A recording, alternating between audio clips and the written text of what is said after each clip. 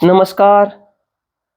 सूक्ष्म क्रियाओं की श्रृंखला के अभ्यास के 8वें दिन में फिर से आपका स्वागत है। आइए आप बैठ जाइए।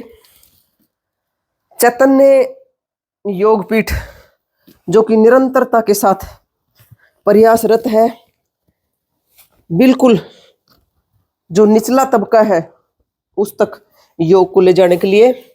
तो आप बैठ जाइए, किसी भी आसन में बैठ जाइए। आप सुखासन में, पद्मासन में, अर्ध पद्मासन में, या फिर जैसे कि मैं वज्रासन में बैठ रही हूँ, आप वज्रासन में भी बैठ सकते हैं।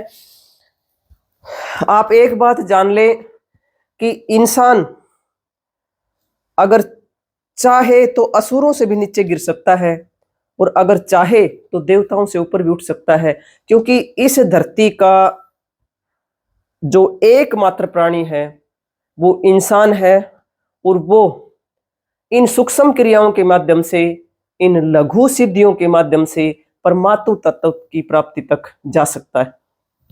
तो आप शुरू करते हैं। आज के लिए जो श्रृंखला है वो सूक्ष्म क्रियाओं की श्रृंखला है। तो उस सूक्ष्म क्रियाओं की श्रृंखला को आगे बढ़ाते हुए हमने एक निर्णय लिया कि कुछ छोटी छोटी जो लघु सिद्धियां आप सीखकर इन सूक्ष्म क्रियाओं के साथ साथ आगे बढ़े। तो आज हम बात करेंगे कि कैसे आप छोटे छोटे अभ्यास करके लघु सिद्धियां प्राप्त कर सकते हैं। ये लघु सिद्धियां वो नहीं है कि जो पहाड़ों में जाकर, हिमालय में जाकर, जंगलों में जाकर जो तपस्वी, महान तपस्वी जो ऋषि है, मुनि है, वो तपस्या करें, वो सिद्धियां नहीं है। ये अपने जीवन को सही ज्यामिति देने के लिए, कठिन परिस्थितियों में भी खुशी खुशी गुजर जाने के लिए ये छोटे छोटे अभ्यास हैं। इनको अगर आप जीवन में उतार लेंगे तो निश्चित रूप से आप विपरीत परिस्थितियों में भी बहुत आराम से और सहजता से गुजर पाएंगे। तो आज हम बात करेंगे स्वरों के बारे में, बात करेंगे कि स्वरों के माध्यम से कैसे आप सिद्धियां प्राप्त कर सकते हैं, मतलब लघु सिद्धियां प्राप्त कर सकते हैं। तो आज हम स्वरों की बात करेंगे, स्वरों के माध्यम से कैसे आप छोटी छोटी लघु सिद्धियां प्राप्त कर सकते हैं। जब स्वरों की बात आती है तो आप स्वर स्वरोदेव विज्ञान के बारे में गहनता से अगर आपको जानकारी चाहिए, डिटेल में अगर जानकारी चाहिए, तो आप गूगल करें। इतनी गहन जानकारी, अगर उस जानकारी को आप जीवन में सीख कर धारण करेंगे तो आपको किसी एस्ट्रोलॉजर के पास जाने की बिल्कुल भी जरूरत नहीं पड़ेगी। आप खुद के स्वयं के एस्ट्रोलॉजर खुद ही हो जाएंगे। स्वर के साथ हम नाड़ियों की बात करेंगे। हमारी 3 नाड़ियां हैं, पिंगला, ईड़ा और सुषुम्ना नाड़ी। जो हमारी तीनों नाड़ी मूलाधार चक्र से पृथक पृथक होकर निकलती हैं, और जब ये आकर यहाँ मिल जाती हैं तो ये आज्ञा चक्र कहलाता है। यहाँ आज्ञा चक्र में आकर ये स्थित हो जाती हैं तीनों नाड़ियां। तो आज हम 2 नाड़ियों की बात करेंगे। आप देखेंगे कि दिन में 21 मिनट के बाद, या कुछ सबके शरीर का अपना अपना हिसाब है, उसके हिसाब से नाड़ियां जो चलती हैं, यानी स्वर जो चलते हैं, एक आपका राइट नोस्ट्रिल चलता है तो फिर दोबारा से आपका लेफ्ट नोस्ट्रिल चलता है। दोनों नोस्ट्रिल साथ कभी कभी चलते हैं, लेकिन दोनों स्वर बारी बारी से ये चलते हैं। तो आज हम इसका साइंटिफिक रीजन भी बताएंगे वीडियो के अंत में कि कैसे इनसे लघु सिद्धियां प्राप्त कर सकते हैं। सर्वप्रथम तो बात करेंगे पिंगला नाड़ी की और ईड़ा नाड़ी की, यानी कि सूर्य नाड़ी, चंद्र नाड़ी, यानी कि बल और बुद्धि।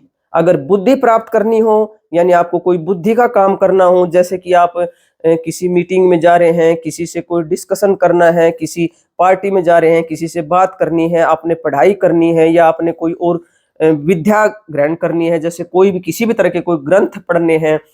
या फिर कई बार देखा है कि जब बच्चे एग्जाम में जाते हैं और एग्जाम में जाते जाते पहला अक्षर भूल जाते हैं तो सारा ही भूल जाते हैं। उस वक्त इन सभी परिस्थितियों में आप अपनी नाड़ी को जरूर चेक करें।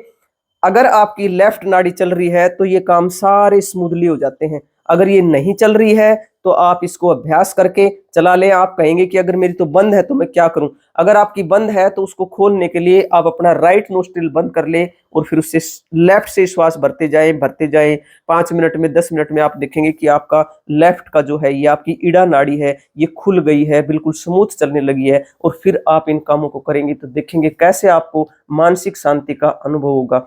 इसी भांति यदि अगर आपको बल का कोई कार्य करना है, बल का कोई भी कार्य, तो आप अपने देखें नाड़ी को, जैसे कि ये गर्म है, इस शरीर में गर्मी पैदा करती है, अपनी पिंगला नाड़ी को चेक करें। अगर आपकी पिंगला नाड़ी चल रही है उस वक्त आप बल वाला कार्य करें। अगर आपने कोई बल वाला कार्य करना है और उस वक्त अगर आपकी ये नाड़ी नहीं चल रही है, इसमें भोजन भी शामिल है, जब आप भोजन करते हैं तो उस वक्त भी आपकी ये राइट नोस्ट्रिल यानी पिंगला नाड़ी चलती हुई होनी चाहिए, तभी आपका भोजन पचेगा।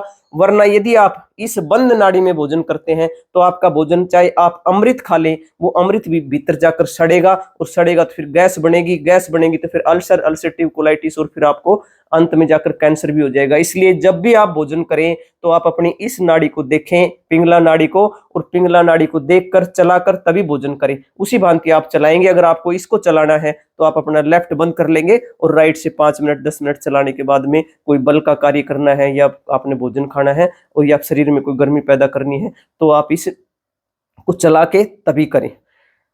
शरीर में जब इन दोनों नाड़ियों को महत्व की जब बात करते हैं, इनकी विधि ठहर के बताते हैं। इनके जो लाभों की बात करें तो इनके लाभ, इतने सारे लाभ हैं जो कि अभी विस्तार से बताने के बजाय धीरे धीरे जब हम आपके साथ इस यात्रा पर चल रहे हैं तो धीरे धीरे बीच बीच में आपको इनकी जानकारियां देंगे। आप देखें, जो हमारा राइट साइड है यानी कि पिंगला नाड़ी है, ये गर्मी पैदा करती है शरीर में। जब ये चलती है तो हमारा लीवर बहुत बेहतर तरीके से फंक्शन करता है। लेफ्ट साइड में हमारा हृदय है, और हृदय के नीचे जो हमारा फेफड़ा है लेफ्ट साइड वाला, वो राइट साइड वाले की बजाय थोड़ा छोटा है, क्योंकि हृदय का स्थान थोड़ा बड़ा है। तो हृदय को बढ़िया फंक्शनिंग करने के लिए इसको थोड़ी ठंडक चाहिए, तो इसको चंद्र नाड़ी कहा गया है। अब हम बात करेंगे सूर्य भेदन और चंद्र भेदन की। जब आप राइट साइड से श्वास भरते हैं और लेफ्ट से छोड़ते हैं तो इसको सूर्य भेदन कहते हैं। आपको राइट से भरना है, लेफ्ट से छोड़ना है, राइट से भरना है, लेफ्ट से छोड़ना है। यदि आपने अपनी चंद्र भेदन नाड़ी के लाभ लेने हैं तो चंद्र भेदन के लिए आपको उल्टी साइड से श्वास भरनी है और सीधी से छोड़ देनी है, उल्टी से भरनी है और सीधी से छोड़नी है।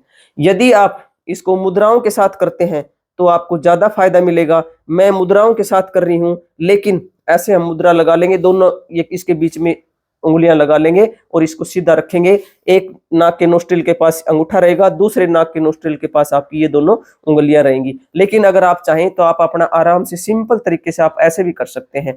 जब श्वास भरेंगे तो स्लोली स्लोली श्वास को भरेंगे, बहुत स्लोली स्लोली, धीरे धीरे, और फिर उसी भांति बहुत धीरे धीरे इसको छोड़ देंगे। श्वास छोड़ते हुए आपने ये नहीं करना कि एकदम श्वास छोड़ दी जैसे कि गुब्बारा फटता है ना, आपने धीरे धीरे श्वास छोड़नी है। जैसे देख लें एक बार।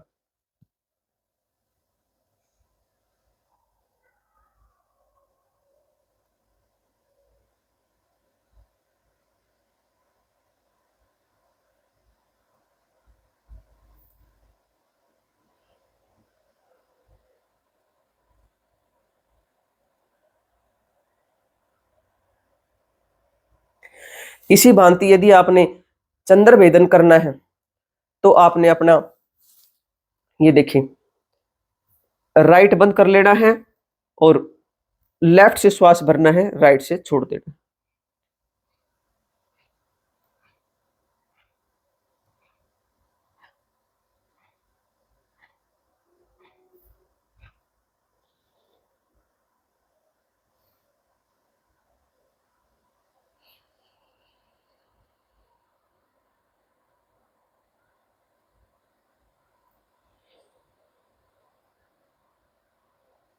अगर आप चाहें तो अपनी मुद्रा लगा के भी कर सकते हैं, ये स्पोर्टिव होता है। मुद्रा लगा के जब इधर से श्वास भरेंगे तो इसको बंद कर लेंगे, और इधर से भरेंगे तो अंगूठे से बंद कर लेंगे। जब इधर से श्वास को भरेंगे तो इन उंगलियों को थोड़ा हटा लेंगे, अंगूठे से बंद कर लेंगे, और जब छोड़ेंगे तो अंगूठे को हटा लेंगे और इन उंगलियों को लगा देंगे।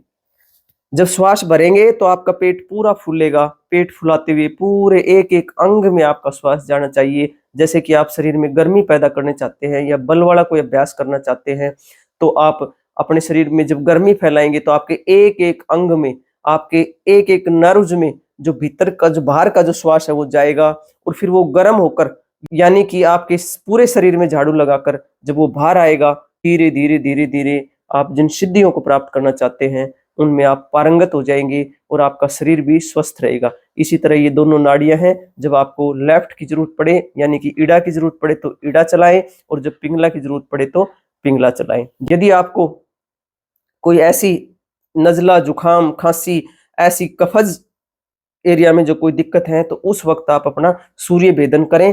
यदि आपके शरीर में कोई गर्मी पैदा हो गई है, बुखार आ गया है या पेट में गर्मी हो गई है, तो फिर आप चंद्र भेदन करें और चंद्र भेदन करके आप अपनी शरीर को ठंडा कर सकते हैं, ठंडक पहुंचा सकते हैं। इसकी एडवांस स्थिति भी है, यदि आप सिंपल तरीके से करें तो सिंपल तरीके से कर सकते हैं, लेकिन एडवांस स्थिति क्या है, आप श्वास को भरेंगे, बिल्कुल स्लोली स्लोली श्वास को भरेंगे। जब मान लो आपने सूर्य भेदन करना है, चाहे आपने चंद्र भेदन करना है, तो आप धीरे धीरे स्लोली स्लोली श्वास को भरेंगे, फिर आप होल्ड कर लेंगे, बंद करके होल्ड करके, फिर इसको कुंभक भी कहते हैं, और फिर आप इसको छोड़ देंगे। इसी भांति इधर से भरेंगे, जब ये वाला चला रहे हैं, ये वाला स्वर अगर आप चला रहे हैं तो आप इधर से भर के रोकेंगे और फिर इधर से निकाल देंगे। देखिए, चैतन्य योगपीठ का ये प्रयास है कि आपकी फिटनेस के प्रति ही हम सजग नहीं हैं, हम ये चाहते हैं कि आपका शरीर एक ज्यामिति में आ जाए, आपका जीवन एक ज्यामिति में आ जाए। जब जीवन ज्यामिति में आ जाएगा तो आप धीरे धीरे इन लघु अभ्यासों को करके, इन लघु सिद्धियों को प्राप्त करके आप अपने जीवन में आगे बढ़ेंगे और आपका जीवन निश्चित रूप से सुखमय बनेगा।